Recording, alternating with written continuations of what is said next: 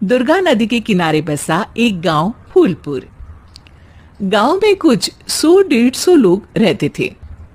अंजलि, जो कि पास ही के जिले में रहती थी और 12वीं पास कर चुकी थी, उसके पिताजी ने बेटी को जल्दी विदा करने के लिए उसकी शादी फूलपुर गांव के मुकेश से करवा दी थी।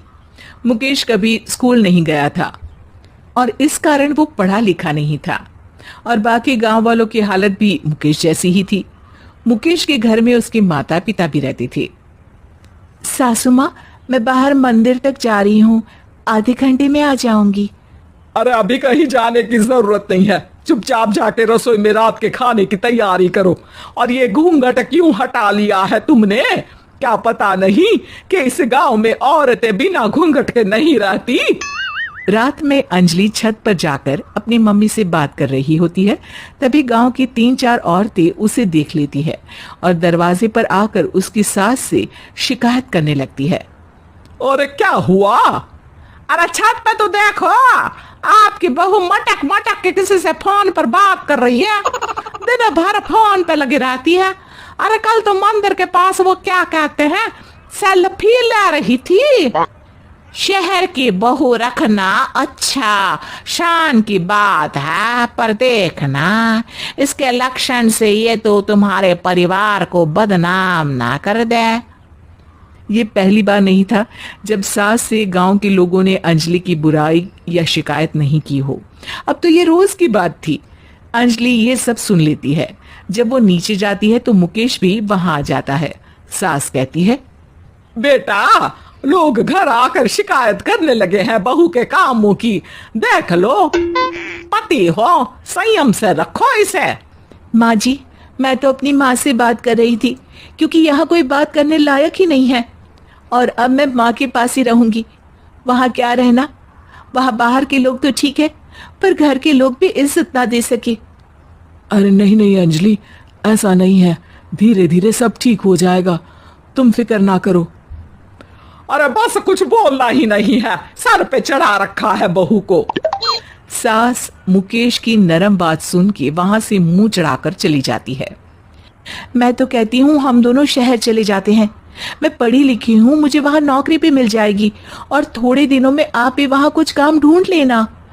अरे नहीं नहीं अंजलि, हम यहाँ ना गांव का खेत, माँ पिताजी को छोड़कर शहर नहीं जा सकते। माँ पिताजी को कैसा लगेगा और गांव वाले क्या सोचेंगे? ये कहकर मुकेश सोने चला जाता है और अंजलि की गांव वालों द्वारा बुराई का सिलसिला बहुत दिनों तक चलता ही रहता है। लेकिन अंजलि गुस्सा ना दिखाते हुए समझदारी से काम लेती है। बारिश का मौसम चालू हो जाता है। जोरदार बारिश से पूरे गांव में हाहाकार मच जाता है। दुर्गा नदी में बाढ़ आ जाती है और बाढ़ का पानी पूरे गांव की फसल तबाह कर देता है। फसल की ये हालत देखकर गांव वाले निराश हो जाते हैं और बात तो यहाँ तक पहुंच जाती है कि कुछ लोग तो अंजलि को इस सब का दोषी ठहरा देते हैं। अरे पूरी फसल तबाह हो गई, पता नहीं किसकी नजर लग गई है। अरे जब से चौधरी परिवार में ये शहर की बहू आई है ना, तब से ही गांव की शांति चली गई है।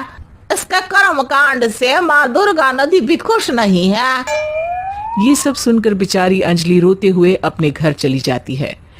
कुछ दिन बाद सभी गांव वाले अपनी फसल का मुआवजा लेकर अपने अपने घर आते हैं। मुकेश भी 1500 लेकर आता है। अंजलि को जब पासबुक दिखाता है तो अंजलि हैरान हो जाती है।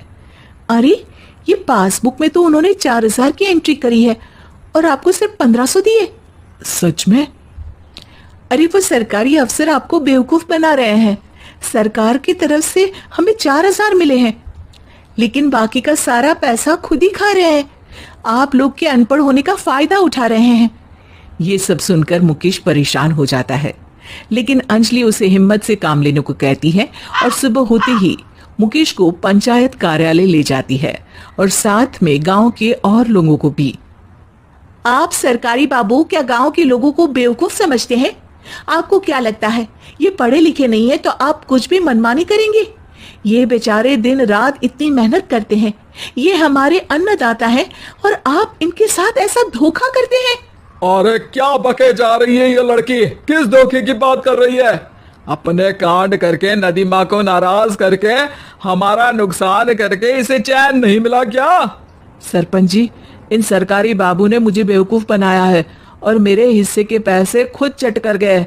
बस ये सुनते ही सरपंच वहां से दुम दबाकर भाग जाता है।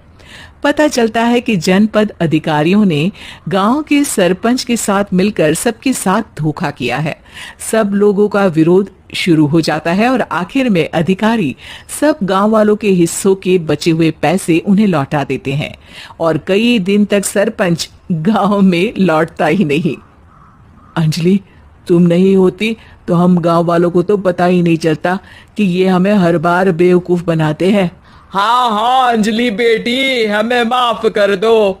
हम सब तुम्हें बुरा भला कहते रहे, लेकिन तुमने ही आज हमें बेवकूफ बनाने से बचाया है। हमें तुम पर गर्व है बेटी। अब समझ आया कि सरपंच तुमसे नहीं, तुम्हारे पढ़े लिखे होने से नफरत करता था। क्यों ना इस बार हम अंजलि को ही सरपंच पद के लिए चुन ले? क्या कहते हो गांव वालों? पढ़ी लिखी सरपंच। बस पूरा गांव अंजलि के लिए ताली बजाता है और अंजलि की सास उसे